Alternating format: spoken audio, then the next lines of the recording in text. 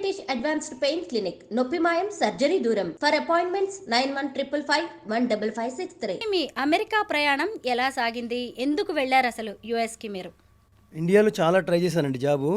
నాకు వచ్చిన పర్సంటేజ్కి నా మార్క్స్కి ఎవరు కనీసం అప్లికేషన్ కూడా యాక్సెప్ట్ చేయరు. ఐ గాట్ ఓన్లీ 54% ఇంజనీరింగ్లో. సో తెలుగు మీడియం నుంచి ఇంగ్లీష్ మీడియంకి వస్తే యాక్సెప్ట్ చేయరు, అప్లికేషన్ కూడా యాక్సెప్ట్ చేయరు. ఆ ప్రాసెస్లో నేను చిన్న స్కూల్ టీచర్గా జాయిన్ అయ్యాను. ఫస్ట్ స్కూల్ టీచర్గా జాయిన్ అవ్వడం వల్ల ఏమవుతుందంటే చిన్నప్పుడు పాఠాలన్నీ మళ్ళీ నేర్చుకుంటాం. తర్వాత ఇంటర్ వాళ్ళకి చెప్పడం, ఇంజనీరింగ్ వాళ్ళకి చెప్పడం, డిగ్రీ వాళ్ళకి చెప్పడం, ఎంబీఏ వాళ్ళకి చెప్పడం. ఆ ప్రాసెస్లో నేను చదివిందంతా మళ్ళీ 3 చదవాల్సి వచ్చింది. సో నాకు నాలెడ్జ్ వచ్చింది బాగా. వచ్చిన తర్వాత నువ్వు బాగా మాట్లాడుతున్నావు, బాగా టీచింగ్ చేస్తున్నావు, మా పిల్లలకు బాగా మోటివేట్ చేస్తున్నావు, కాబట్టి నువ్వు టీచింగ్ వైపు ఉంటే బాగుంటుందని అంటే ఫుల్ టైం టీచర్గా ఉమెన్స్ కాలేజ్లో జాయిన్ అయ్యా. హైదరాబాద్లో, ఖైరతాబాద్ చింతల బస్తీలో ఉంది Shadan women's college. So Shadan కాలేజ్లో నేను జాయిన్ అయిన తర్వాత అక్కడ బాగా ఇంప్రెస్ అయ్యి లేడీస్ అటెన్షన్ ఎక్కువైపోయింది. సో అక్కడ ఇలా లేడీస్ అటెన్షన్ ఎక్కువ ఉంటే నువ్వు ఇక్కడ పిల్లలు పాడైపోతారు, నువ్వు పాడైపోతావు, నువ్వు వేరే ఉద్యోగం చూసుకోనాయన అని నన్ను నామంటే నేనే వాలంటరీగా వెళ్ళిపోమని చెప్పారు. చాలా డిప్రెస్ అయిపోయాను నేను. ఇదేంటి ఇలా అయింది, ఇంత బాగా చెప్తున్నాను లెసన్స్ అయినా అవ్వట్లేదంటని. నాకు అదే పర్మనెంట్ జాబ్ అనుకున్నాను నేను. ఇంకా నా జీవితంలో నేను లెక్చరరే అనుకున్నా, టీచరే అనుకున్నా.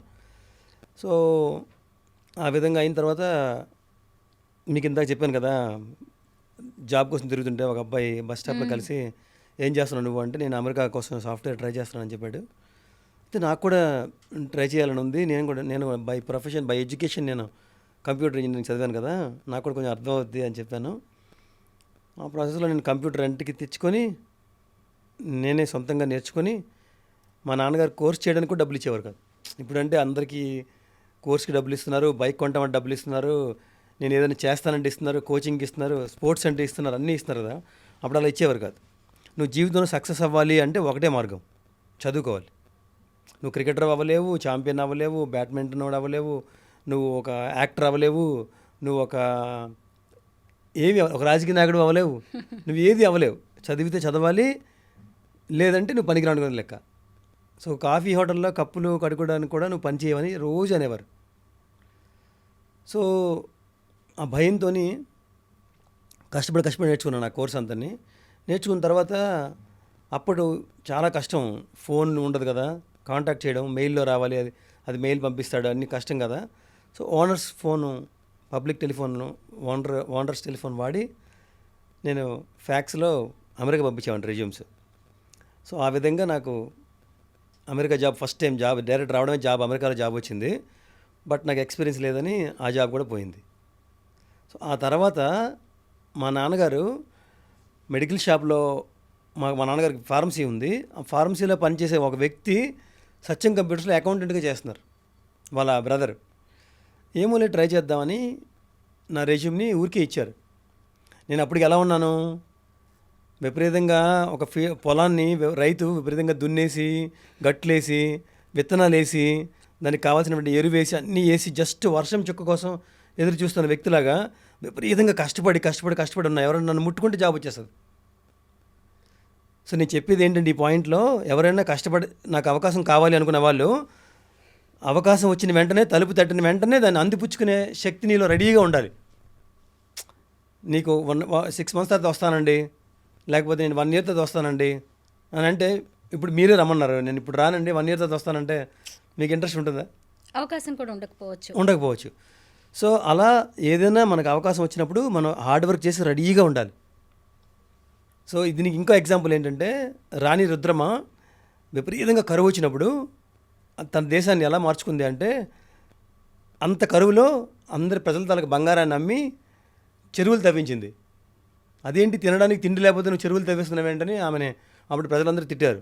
కానీ వర్షం వచ్చిన తర్వాత చెరువులన్నీ నిండిపోయాయి. అలాగ రాణి రుద్రమ తన ఓరుగల సామ్రాజ్యాన్ని సస్యశ్యామలం చేసి కరువు నుంచి బయటకు వచ్చింది. సో ఆవిడ చెరువులు తవ్వించకపోతే వర్షం అంతా పోతుంది కదండి.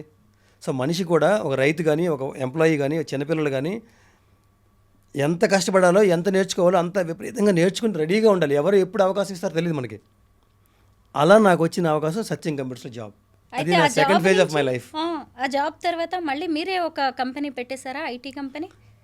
అమెరికాకి వెళ్ళిన వెంటనే ఎవరైనా ఏం చూస్తారు, నాకు రూమ్ ఎక్కడ, నాకు తిండి ఎక్కడ, నాకు ఫ్రెండ్స్ ఎక్కడ అని చూస్తారు కదా. నేను వెళ్ళిన 3 మంత్స్కి కంపెనీ ఒక ఆయనతో పార్ట్నర్షిప్ అయ్యి ఐటీ కంపెనీ పెట్టాను 3 మంత్స్లో. సో ఫస్ట్ మనం వెళ్ళి ఏం చేస్తాం, ఒక 2-3 ఇయర్స్ వరకు నాకు రూమ్ ఎక్కడ, నాకు ఇల్లు ఎక్కడ, నేను ఎలా, నా ఎస్టాబ్లిష్మెంట్ ఎంత, నా జాబ్ ఏంటి, నేను పెళ్ళి ఎప్పుడు చేసుకోవాలి, అలా ఆలోచిస్తారు కదా. సో నేను ఎప్పుడు కూడా నన్ను ఎవరు తీసుకొచ్చారు, వాడికి ఎంత డబ్బులు వస్తున్నాయి, ఓహో నాకు ఇంత డబ్బులు వస్తుంటే నాకు కొంచెమే ఇస్తున్నాడా, అంత డబ్బులు మిగులుతుందా, ఆంటర్ప్రెన్యూర్గా ఆలోచించేవాడిని. అలా ఒక ఆయనతో నేను పార్ట్నర్షిప్ చేస్తే చాలా 2-3 సంవత్సరాలు చాలా కష్టపడితే నాకు మోసం చేసి ఆయన నన్ను తప్పించేసి ఆయన కంపెనీలో కంటిన్యూ అయిపోయాడు. సో అది పెద్ద ఎదురు దెబ్బ నాకు, కానీ లెసన్, ఒక కంపెనీ ఎలా పెట్టాలి, ఎలా చేయాలి అనే దానికి. సో మెల్లగా నాకు ఇండియా వచ్చాను.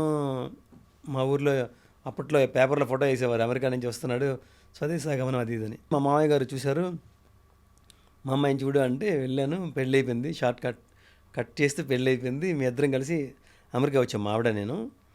వచ్చి ప్రతిరోజు ఈవినింగ్ జాబ్ అయిన తర్వాత ఏదో ఒకటి ఎక్స్ట్రా వర్క్ చేసేవాళ్ళం, ఎవరు చేయలేలాగా.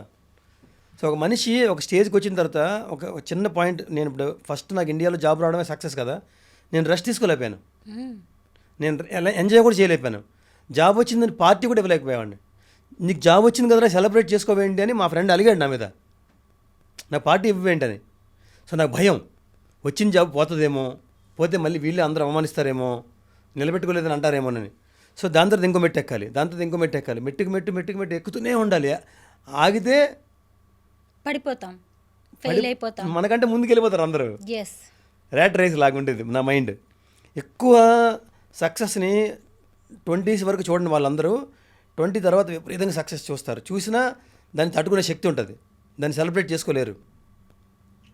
సెలబ్రేట్ చేసుకుంటే ఏమవుతుందనే భయం ఏంటంటే, నాకు మనిషి గర్వం వస్తుందని భయం. అందరూ మెచ్చుకుంటారు, గర్వం వచ్చేస్తుంది. నాకు సొంతంగా లోపల గర్వం ఉంటుంది, దాన్ని ఎక్కువ మల్టీఫ్లోట్ చేస్తారు చుట్టుపక్కల ఉన్న వాళ్ళు. అబ్బాయి ఏంట్రా నీకు సత్యంలో జాబ్ వచ్చేసిందా, నీకు తిరుగులేదురా, ఇంక నీ లైఫ్ తిరుగులేదు, నువ్వు సెట్, నువ్వు రిలాక్స్ అయిపో, నువ్వు ఎంజాయ్ చేయి అంటారు. ఎవడైనా అలాగే అంటాడు. నేను సత్యంలో జాబ్ చేస్తూ 5 o'clock తర్వాత ట్యూషన్స్ చెప్పేవాడిని. నాకు వచ్చిందే ట్యూషన్స్ కదా, ట్యూషన్ చెప్పేవాడిని. సో నాకు శాలరీ కంటే ఎక్కువ అదే ఎక్కువ వచ్చే డబ్బు. అమెరికాలోనా? ఇండియాలో, ఓకే, సత్యంలో.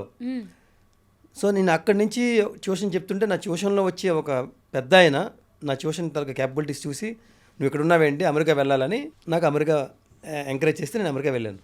ఆ విధంగా నేను అమెరికా వెళ్ళాను. సో అమెరికాలో కూడా ఈ జాబు, ఈ అతను పార్ట్నర్షిప్ అంత మోసం చేసిన తర్వాత చాలా కష్టమైంది. గ్రీన్ కార్డ్ రావాలి, అప్పుడు వీసా ఇష్యూస్ ఉంటాయి, గ్రీన్ కార్డ్ రావాలి, గ్రీన్ కార్డ్ ఉంటే కానీ నువ్వు ఎంప్లాయర్ని వదలలేవు. సో ఇలా చాలా ఉంటాయి. సో వీటన్నిటికీ ఏంటంటే ఒక విపరీతమైన సంకల్పం. నేను మా ఊర్లో కానీ, నాతో పాటు చదువుకున్న వాళ్ళ దగ్గర కానీ, మా చుట్టాల దగ్గర కానీ, సాయి చాలా చాలా కష్టపడి పైకి వచ్చాడని అనిపించుకోవాలని ఒక సంకల్పం, విపరీతమైన సంకల్పం. నా సంకల్పంలో ఎలాంటివి ఉండేవంటే, ఎప్పటికైనా నేను పైలట్ అవ్వాలని. అసలు నేను జాబ్కి, నేను చేస్తున్న జాబ్కి, నా చదువుకి అసలు రిలేషన్షిప్ ఉందా?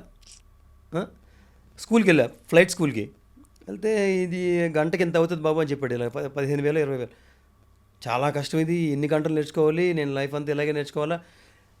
డబ్బు సమస్య కాకుండా ఇంట్లో వెళ్ళొద్దు అంటారు. ఇంట్లో మీరు ఏదైనా చేస్తాము అంటే, మీకు ఎప్పుడైనా ఎవరైనా ఏదైనా చేస్తాను అంటే వద్దు అనేవాళ్ళు ఎక్కువ మంది ఉంటారు, అసలు వెళ్ళు అనేవాళ్ళు ఎవరు ఉండరు. ఒకవేళ వెళ్ళు అన్నారనుకోండి, అప్పుడు మనకి మోటివేషన్ ఉండదు.